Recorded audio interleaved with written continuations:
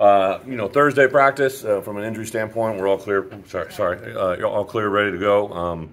Obviously, the question about Josh. Josh has continued to improve since Monday. He ran again today. A lot of what he does depends on how he wakes up and feels tomorrow, right? We're in that part with his recovery process. I know he's very, very close, so we'll see on Saturday. As far as everybody else, should be good to go. Had a good week of practice. Excited. It's a night game. I know we've been putting a lot out there from the athletic department to try and get this place as full as possible. I know there's been a great response. I thank all the fans that have been here, all the new ones that are coming, and hopefully all the ones potentially still to come yet today. So excited about Saturday. What kind of edge has the group practice with? I think it's a great question. Bless you. But I think the part that really has unfolded with this group from Wyoming game to where we are today, their preparation has maintained the same. I don't really. There was a scout I was standing next to the other day, and he's like, basically said, Bret, it's impressive. He's been here twice now, the way our guys practice, and I think that's the indication of who they are. I don't think we prepared for this moment for 365 days a year. We didn't do anything special in our preparation last week to beat Wisconsin. We did the same thing this week against Iowa. We just do what we do. When it comes down to the last minute type deal with Josh, how do you, from a game planning standpoint, go about that when it's now getting to Friday and it's still kind of a day-to-day thing? There is no difference in game plan. I mean, Josh has plays that we would say probably favor him, right? But we don't change our offense based on Chase being in there, Josh being in there. I've really been happy with Reggie. I know a lot hasn't been given to Chase Hayden, but I thought his practice the last 4 weeks have been outstanding. So really the only thing we rely on is our doctors. I think, this year, more than any time in my career, we've been connected with the medical staff really, really well. I think it's been beneficial on many different levels, and hopefully this is another indication of it. You mentioned, Saturday after the Wisconsin win, you had some phone calls that you were saving to make for some recruits. So I guess what's maybe been the response from those guys? Without a doubt, I literally Monday or Tuesday I was still working through text messages, return phone calls. Not all recruits, obviously, but I think that overall our recruits, because of the way we've recruited them, right? Like just what we were doing, what we're building. Maybe they weren't able to see it before we talked to them, but now they're beginning to see things. There were recruits that were there, right? That we had recruited. The recruiting world is such a dynamic piece, right? Like every kid's looking for a trigger. Some kids it may have been about wins, right? But some kids it might have been about culture. Some kids it might have been about a playing opportunity. So it's kind of hard to judge. But I would say that in the state of Illinois, we knew that we were probably going to compete against, obviously, Northwestern a lot. But we probably compete against Iowa and Wisconsin as much for anybody in recruiting. So that's why these two games are critical.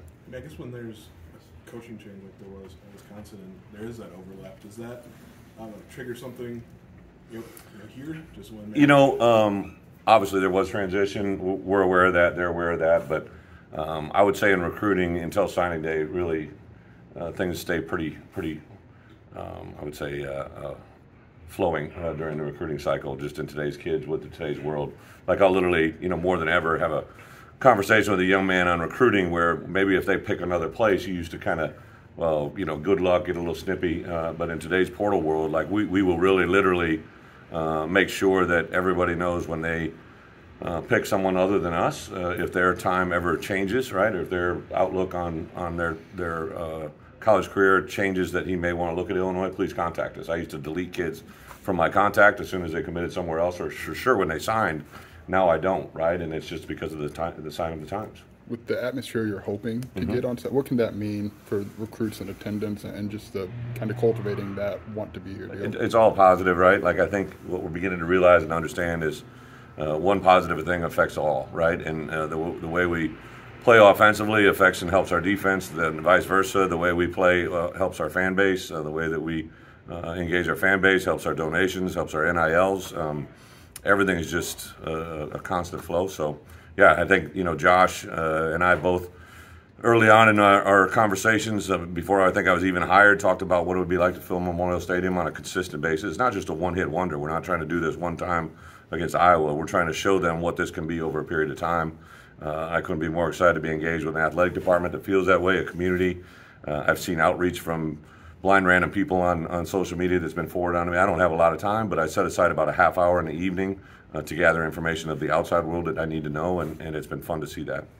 I guess kind of looking back, we kind of talked about making changes with the program on Tuesday. Looking back at the change in offensive coordinator with Barry, have you kind of gotten what you wanted from him in the first couple weeks? Well, we're 4-1. I'd love to have one more, right? But that wasn't on the offense, it wasn't on the defense, it wasn't on special teams, it was on me, right? So I think we I have made a lot of progress. I don't think that you ever truly you do self scout all the time. So we did a big self scout on bye week. We'll get through Minnesota and do another big self scout to go through the 5-week crush on the end. But as a head coach, we do a weekly analysis of where we're at, and I told our players, when we get ready for media day to meet with you guys, don't make predictions, right? The only prediction you can make is hopefully we're going to be better in game 12 than we were in game 1. And that's how I kind of think. That's how I operate. And absolutely, I'm very excited about where we're at, but more excited about where we can go. This series has been pretty rough over the last several years. 1-9 the last 10. Right. Is this a big game to get over the hump against a divisional opponent? Iowa's a good program. I've been in that locker room as a player, as a coach. Have a lot of great relationships with people in that room. But when I took this job, I knew that they were a team in the Big Ten West that traditionally were always in the hunt. So obviously this is a big game. But none of those teams of the past that either won or lost from Wisconsin or Iowa is showing up on Saturday, right? It's the 2022 crew. It's about how we handle the moment. It's at 6:30 Saturday night in an environment that hopefully is going to be very, very live. And I'm excited to see the competition. As the national and individual award stuff starts to line up for Chase, do you sit down and have a conversation with him about time management and not letting it overwhelm you? It's a great point. Actually, I had that conversation in the summer, right? Because I knew what was coming. You all didn't see it till now, right? But I knew if he continued where we were from a year ago, and that's what I saw during the spring through the summer, I knew these things would come. I sat down specifically with Bret the other day and just talked about, hey, as we get more and more success individually, collectively, more and more exposure, more and more media is going to come, and we just have to be delicate in how we balance it. We want to say yes to as much as we can to build the brand and let them have exposure, but also we have a task at hand, which I think Chase really handles well. You've talked about complacency before. Following a big win, it's the hardest thing to fight, that type of thing. So this week, what are the things to fight after a big road win like that? So I usually partner it with, we love to be, one of the greatest things you can bring in life is consistency, right? And the adversary to that is complacency, because people just assume things are going to happen, and then obviously they don't. So literally on Tuesday I brought it up, from an early down standpoint for us to have success at Wisconsin. We preached early down success. Now we did it. Now here it carries into Iowa. How does it affect? Because we're a different defense. We're playing a 3 down there, 4 down here. So it's kind of just a day by day. Wednesday we put in red area goal line and 3rd down, and talked about how that affects, by the way, Iowa's going to play us. So Robert, I don't know if that answers your question, but you kind of just daily kind of chip away with what's in front of you, the overall theme they get. But I think the culmination, I have a meeting today at 5:15, probably, which is one of my favorite meetings of the week. And we'll stress the things that I feel are important for Saturday, that they'll kind of buzz, and those will be the things that you guys hear a lot in the post-game locker room. Do you see any difference from this? Last year you spoke of that after the Rutgers game, of like, it feels like maybe we got a little complacent after Penn State. Great point. Do you see any of that same this week? Are you seeing the response from your team? No, I like where they're at. I've complimented them, but I also, point out things. I think it's really easy to say this, but a lot of times after a win, it's very easy to coach guys, right? It's whether or not they want to hear you, and I've made them, I've made some guys uncomfortable. I think anytime you can get after your best players and challenge them that's not good enough, that's heard throughout the whole locker room. So I'm happy with where we're at, but there's been, and I've been in this a long time now, right? Like I've been in it where you walk off field after a Thursday practice, thought it was the best Thursday we had all year, and you go lay an egg on Saturday, or vice versa. Thursday doesn't go right, you go out and play Saturday. So still getting to know this team through game, obviously going into opportunity number 6. I like the way they've handled the week, but we'll see here the last 48 hours. In a game that it features 2 really good defenses, what are some things that you think will tip the scales one way or the other?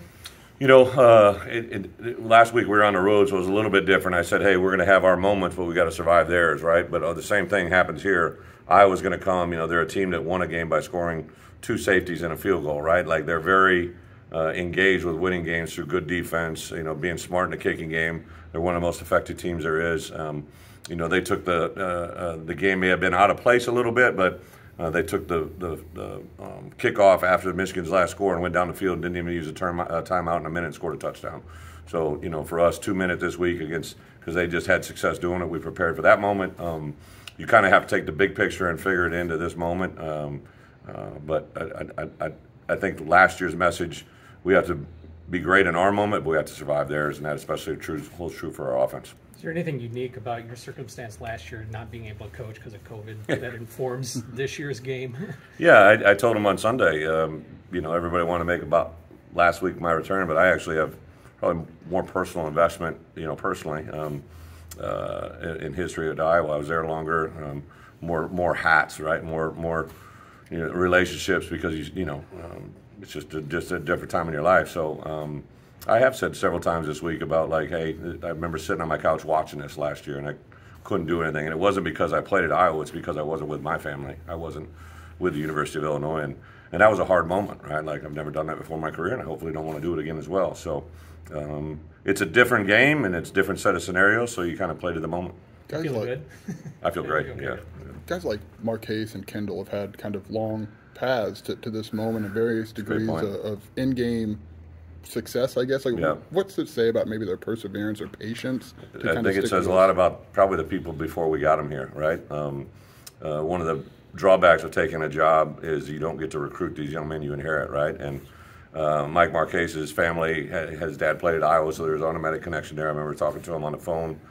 Kendall's background and history, because he even went into transfer portal. I remember talking with his family. So both those kids, probably before I ever met them, had this gene in them, right, and had developed who they were, because you're not going to survive their story if you're not strong. And both of them are great representatives of that. And I would tell you probably after the game, like in the locker room at Wisconsin, I distinctly remember going and getting a hug from Kendall and going to get a hug from Mike. And I think it's just you share those moments with those kids because you know how much they've been through and how much they love that moment when it happens. We spoke to Calvin yesterday, and he said that confidence was just a big thing for him with his staff, and just having them tell him that he was important and he was going to be really critical. Yeah. Did you get a sense of that was the case, that he could get to another level if you guys just maybe hugged him a little bit more instead of just, you know, like, you know, or more confidence? I think I know what Calvin's meaning and saying, right? Like, sometimes it's hard to work through some layers, you know, that were created before you got here. Sure. I remember Calvin out of high school, right? I remember seeing him in high school, in his high school. And then I think when we got here, we did some things that made him uncomfortable, right? And when you make people uncomfortable, they usually go one way. They either respond or resist. And at first, there's probably a little bit of resistance. And there's been several times now during the course of our time together where I've challenged him individually or in front of people, brought others along. I love the fact that he went and lost probably about 20, 30 pounds before the season started. And, you know, I've just been kind of pressing him like, hey, don't get comfortable, because when he gets comfortable, he reverts, right?